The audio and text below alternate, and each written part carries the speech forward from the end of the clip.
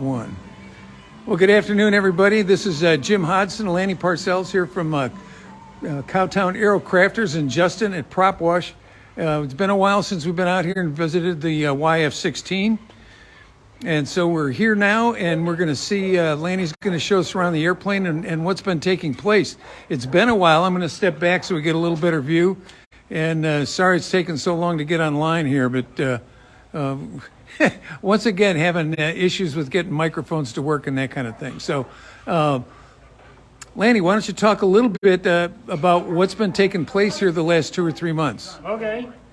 Well, you know, the last time we talked about it, we had this plan on how we're gonna paint this, prep it and paint it. So it's been grit blasted at the museum, and then the airplane was moved up here, and then we sanded it and sanded the aluminum because the grit was a little grainy. And then we aluma prepped it, and then we did an epoxy primer on it, and then we sanded the primer. And now, as you can see in the background behind me, the airplane's it's got its first base coat of white urethane paint. So the tracking to our original plan, okay, we put the we painted the whole. We're going to paint the whole thing white. Okay. And that way, when we start putting all the colors on it, all the vivid colors, they'll pop a lot more if they have a white background behind them when we put it on. So got it. The whole plane gets painted white, and then we sand it back down, and then we'll put a second coat of white on every place that's going to be white for what we call the top coat. So okay. Everything that's going to stay white is going to get a second coat. Everything that's going to be a different color will just have that white base coat. Okay, great. Brent or Tim, if you're hearing us okay, give me a thumbs up, please. We were having some microphone issues before we started. That's why we got a late start here today. Not seeing any response yet. But at any rate, I know people have seen the stills of it green. And what's the difference between the green paint that you had on it before and the white paint now? Well, the green paint is a primer coat, and it does a couple of things. It adheres to the aluminum and protects it from corrosion, and it's a really good primer. So this thing will last another 50 years. Okay. With that coat of primer on it. Then the white paint is a polyurethane.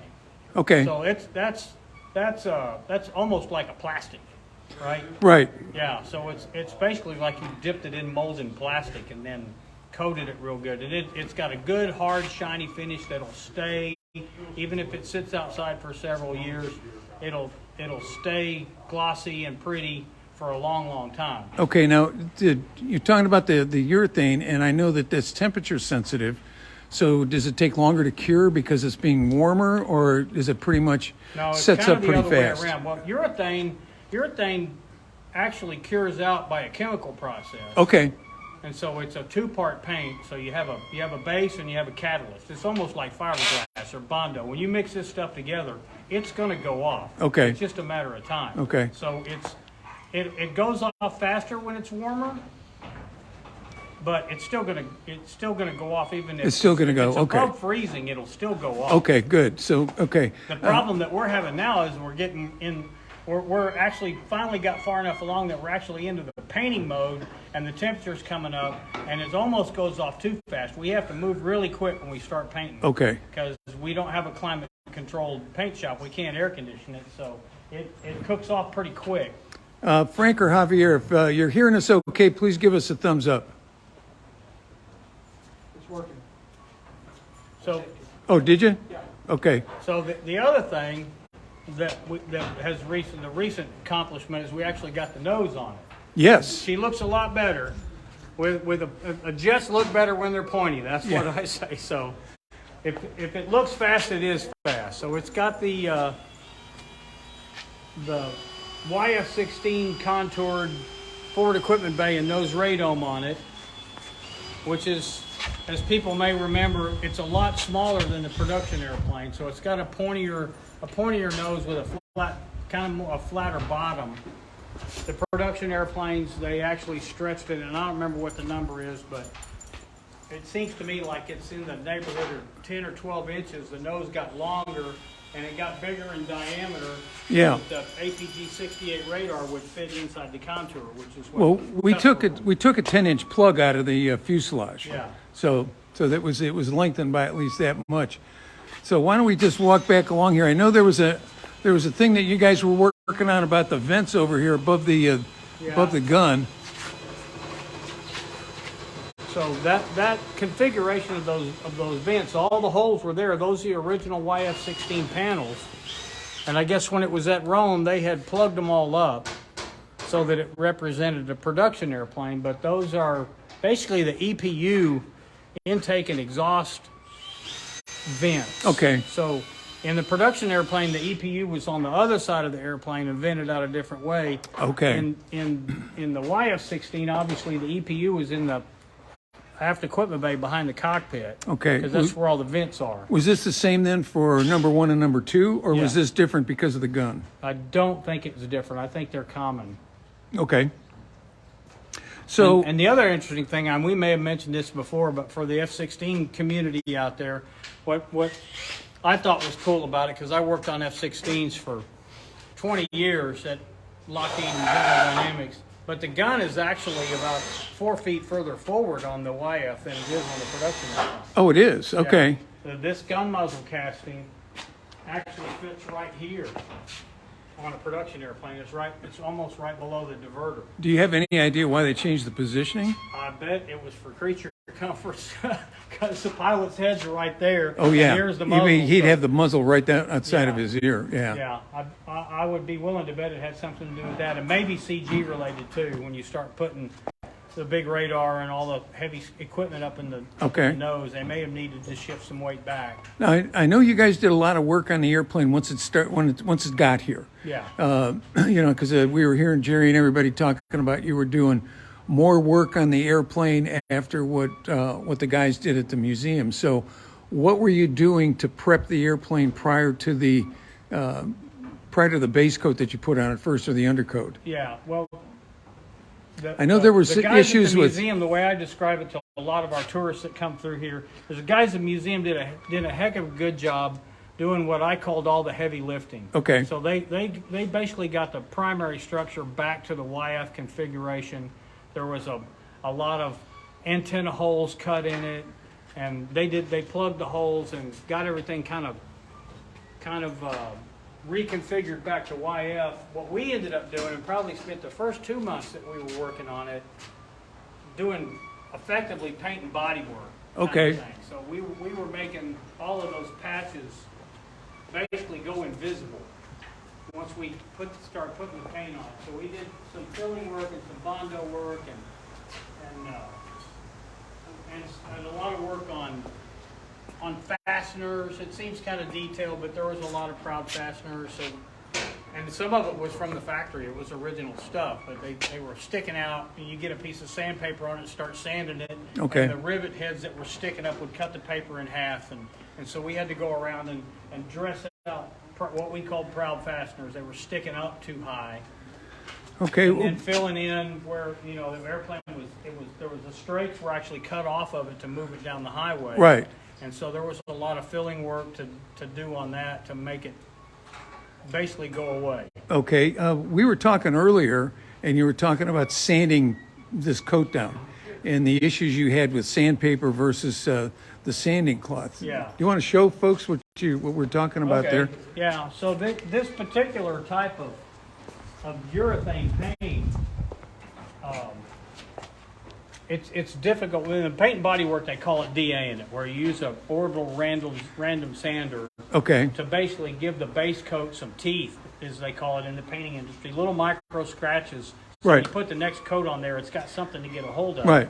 As you've seen vehicles in the out on the highway where they got repainted and they didn't sand them and the paint's blowing off in Yeah, these right, sheets, right, it just comes yeah, off. yeah. It doesn't stick to anything if it's shiny underneath. Right. So you can probably see that this side is the top of this side's been sanded, so it's kind of flat. Oh yeah, it's a little looking. bit. It's kind of a matte finish. Right? Yeah. So that's got the teeth on it that we want to put the top coat on. Okay. Because But it's what we obviously found shiny using down regular here. DA sandpaper is that this polyurethane paint is like, it's plastic. Imagine what it's like sanding a plastic bottle, you know? Okay. It gums up the paper. It fouls the sandpaper. Before you know it, the sandpaper is just as smooth as the finish you're on because it's all fouled up with, Right. with melted plastic, Yeah, basically. yeah. So what we discovered was this sanding net, which is a real fine little. I can hold it up and you can see through it. You can see right through it. Yeah. Yeah. And these little the sanding residue goes through it instead of just fouling up the sandpaper itself. So it's the same equipment. You're just using a different kind of a pad on it. Yeah. Okay. Yeah. Cool. And it lasts a lot longer. I mean, they're not cheap, but I'd rather be effective and move faster. Time is money, right? Right. So, Yeah. yeah. Exactly. Even though we're all volunteers, technically time is money. Yeah. So Now what's Jerry doing up there now? well, all of the access panels, well, the drill that we're going through today is to be able to assemble the airplane, which we plan on doing on site here, and then disassemble it and ship it back to the museum and then reassemble it at the museum.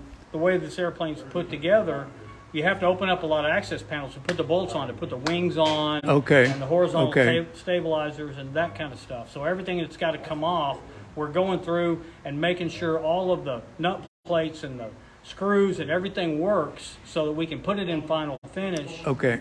and then not have to back up and it's like, well, we got a frozen screw or Right, this nut got plate's it. not any good and Okay. we can't get a screw in it, so we got to drill the nut plate out and put a new one Yeah. on. We're doing all that ahead of time and lubing them up so that there'll be a lot less effort involved in the future. And you know, from Cowtown Aerocrafters' point of view as the paint shop, it keeps us from having to rework stuff. Got it. We Sure. don't want to have to go back Sure. and sand a spot and repaint it and try to blend it and make it go Right. away. We want to shoot it one time and it's a done deal. Now you will paint the wings separately from the fuselage, correct? Correct. Yeah. So how do you ensure that you get the same intensity of colors so that they blend or they match? Well, it's really going to be pretty simple. Is it? I mean, Okay. This is really good paint. And one of the things that as a painter that I've discovered is that there's a lot of paints that are very sensitive to atmospheric conditions. Okay. And you'll get a different result tomorrow than you got today based off of the humidity and the Okay. temperature and Yeah. things like that. This paint is that paint PPG provided you guys is a really good paint, and looking at the specs on the sheet, it's got a wide range of operating temperatures and operating okay. humidities. I mean, basically, if it's not raining outside, I can paint. If it's 90 some odd % humidity and 85 degrees, it gives you the same Okay, results as it so- does at 40 degrees and 15% humidity. Now, are you having a mixed color or is it coming already No, pre-mixed? everything's right out of the can, which is a lovely thing. Yeah, because that way you don't have to worry about changes in shading or any of that kind of thing at all. Yeah, Okay. when I've custom mixed colors for other customers, and lo and behold, you'll run out and you'll have to try to match that again. Yeah. And it never works out that good. So this airplane has got a unique paint scheme to it, Right. the red, white, and blue.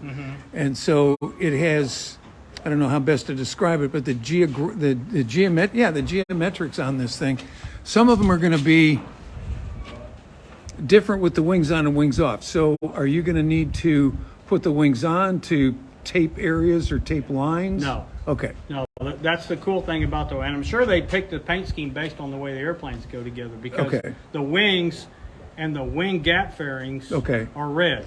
Okay, so there's So no the transition demarcation, kind of a thing. the demarcation line between the white and the red on the wing area right in here is the fairing. Okay. So you paint Perfect. the fairing red, bolt it on, and that's where Perfect. the line is. So we Yeah. don't have any kind of fancy transitions going on No, here. not really. The strake is probably the only thing that we're really going to have to lay out. Okay. And it's not that hard because it really just follows that casting.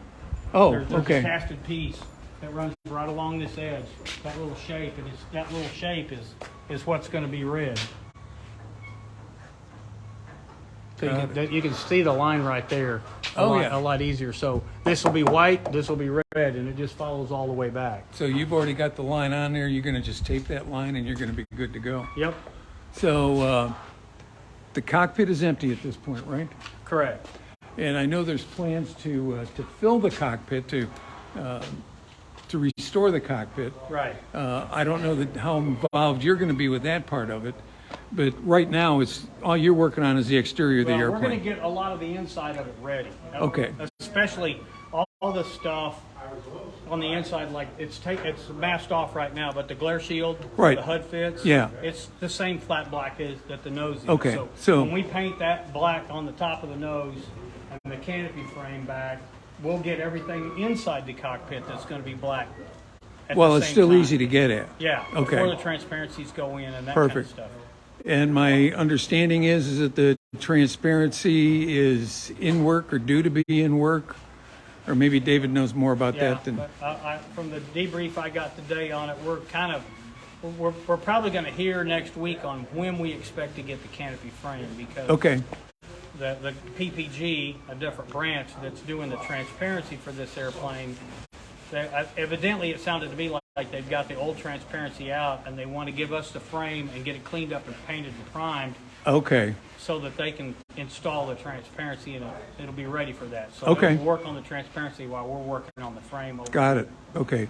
But then that eventually will all be installed here? Yeah, Okay. yeah. So then- there's another set of panels that I think needs to be opened up. The ones we were looking at on the other Right. side with the EPU vents in them. Okay. I think you're going to have those panels off to be able to get inside to move the hinges to where they need to be to actually put it on. Okay. So once again, this thing, it's not getting easier as we get closer to the finish. There's lots of little bits and pieces that you have to keep track of Yeah. and plan for. Yeah, we're trying. And planning ahead is probably. Oh, okay, we're back. Sorry, we had a little bit of a pause there.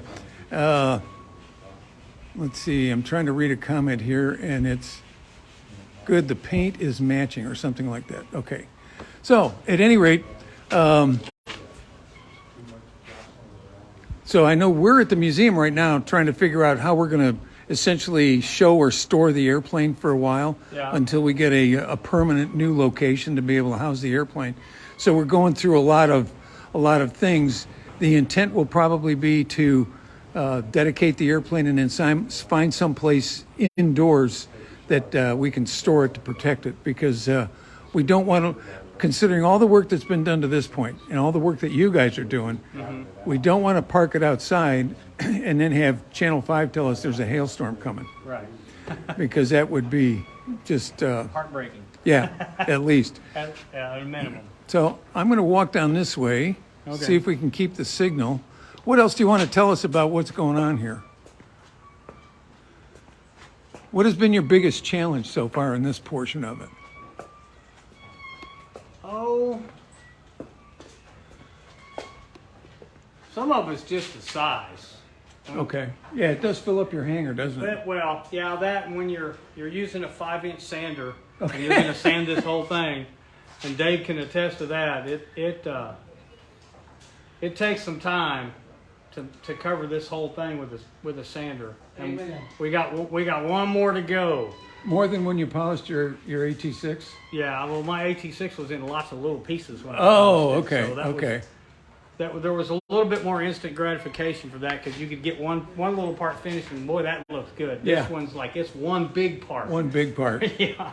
But I tell you, the transition going to white is astonishing to me. Yeah. It just looks so different now. So, and Dave, what are you working on right now? I'm basically doing the same thing Jerry's doing, only back here on the horizontal stabilizer Okay. controls. Okay. So you're working on panels just the way he is? Yes. Okay. Yes. Getting the all the nut plates tapped out, cleaning the surfaces, getting it ready to. So when it's time to put the stabilizer on, you just slap it in and Perfect. seal it up. And all the screws work, and we don't scratch the paint. That's right. So, one other thing that I was thinking about when we were talking here, are you planning to kind of do a fit with the wings before we take it to the museum? Absolutely. Okay. So you'll pull it out, fit the wings, Right. remove them, and then ship it all back down to the museum. Patience, Okay. patience. Cookie wants a treat. Yeah, I get it. Okay. If it was only that simple for you guys, so at any rate. Well, we've been on here for a while with him. Anything else you'd like to tell people about what's going on here? Well, noticing in the background, we got the dorsal fin fairings are on, and they're in their base coat white. They'll end up being blue. That's basically part of the vertical fin. It's Okay. the base piece. Yeah, it's hard to move around in here and try to get the full scope of the size of the airplane. Because everybody thinks of this thing, I think, as a smallish fighter, when in fact, it's a good-sized airplane. It's a pretty good sized airplane. I forget the numbers now, 46 feet long and Close to that, yeah. 40 feet wide. Yeah. So it's For obviously... being a general aviation Yeah, right, right. airport, you know, it soaks up a piece of hangar, but Well, I read an interesting article recently that as we're starting to approach the 50th anniversary of the first flight of this airplane, that people are talking about this as potentially being a century airplane, that it will be in operation for another 50 years, yeah. which is really unheard of for a fighter. I can't think of any other fighters that you can say have been around and functional for 50 years. Yeah, frontline. Yeah. Frontline operational Yeah. airplanes. So I guess that's also a credit to the modifications that can be made on this and what universal this airplane kind of is. Well, yeah, and it's also probably the leaps and bounds in technology, because it can do everything it did in 1976, but the boxes are half the size they used to be. So they're constantly doing upgrades, and they can get more equipment in the airplane because all the technology's gotten smaller. And I guess some of the new ones we're seeing there, it's more conformal fuel tanks and things like that on the exterior of the airplane. yeah, they just made more room for more stuff. Yeah. So